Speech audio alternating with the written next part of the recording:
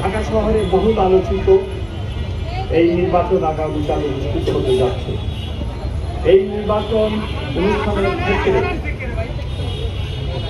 অনুষ্ঠান সুষ্ঠুভাবে করার জন্য নিরাপত্তা ব্যবস্থা গ্রহণের জন্য গত এক সপ্তাহ যাবৎ ঢাকা মেট্রোপলিটন পুলিশ নানাবিধ কার্যক্রম করছে। এক সপ্তাহ যাবৎ আমরা ক্যাম্পাসে নানাবিধ পুলিশি কার্যক্রম চালাই, যাতে কোনো রকম কোনো দুর্ঘটনা না হয়। একটি ছোট্ট দুর্ঘটনা একটি হলে দুইটি ছেলের মধ্যে হয়, ইহা ব্যতীত সেটি ঘটনার পরে কোনো বড় ধরনের ঘটনা হয়নি। ইনশাআল্লাহ আমরা আশা করছি আগামীকাল নিরাপত্তা ব্যবস্থা যথেষ্ট জোরদার থাকবে এবং কোনো ঘটনা হবে। আগামীকাল যে নিরাপত্তা ব্যবস্থা চলমান আছে তার সাথে আমরা ইউনিভার্সিটি ক্যাম্পাসে প্রদেশের 8টি চেকপোস্ট চালু আছে। ভোট কেন্দ্রিক নিরাপত্তা ব্যবস্থা যথেষ্ট পরিমাণে করাইছে। আপনারা সবাই জানেন 8টি ভোট কেন্দ্র, ফুড পেট্রোল বহাল আছে, মোবাইল পেট্রোল বহাল আছে। আমরা আমাদের অফিসারদের সাথে বডি অন ক্যামেরাও যুক্ত করে দিয়েছি। বিশেষায়িত team, explosive bomb disposal unit এখানে সাব কন্ট্রোলে থাকবে। সোয়াট টিম নিয়োগ করবো, ক্রাইম সিন ম্যানেজমেন্ট করব যদি কোনো ঘটনা ছোটখাটো কিছু হয়ে যায়। ডিবি সাদা পোশাকে নিয়োজিত থাকবে।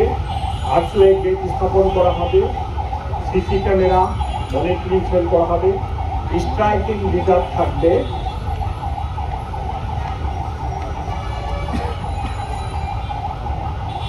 কন্ট্রোল রুম আমরা এখানে একটা সাব কন্ট্রোল রুম করছি। এই কন্ট্রোল রুমে আমি সার্বক্ষণিক থাকার জন্য চেষ্টা করব আগামীকাল।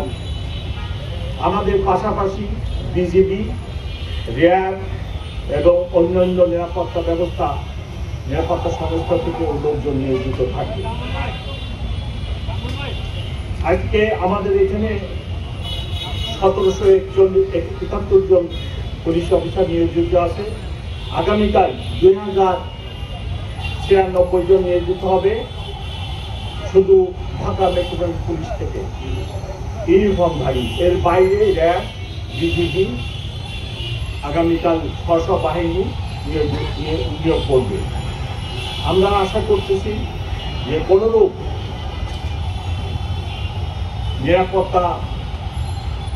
নিরাপত্তার আশঙ্কা নেই এবং গত 7 দিন বা 10 দিন যাবৎ যে নিরাপত্তা ব্যবস্থা ছিল ভালো ছিল। আগামীকালও ভালো থাকবে এবং আগামীকালের পরে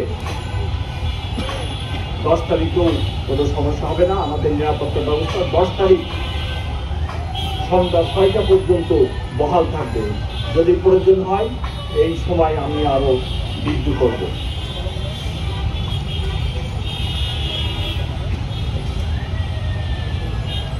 ঢাকা ইউনিভার্সিটি কর্তৃপক্ষের সাথে গত 1 মাস যাবৎ সমন্বয় করে এই নিরাপত্তা ব্যবস্থা গ্রহণ করা হয়েছে এবং ওনাদেরকে আমরা সবসময় পুলিশি কার্যক্রম অবহিত করে রাখছি। ঢাকা মেট্রোপলিটন পুলিশের প্রদত্ত ক্ষমতা বলে আমি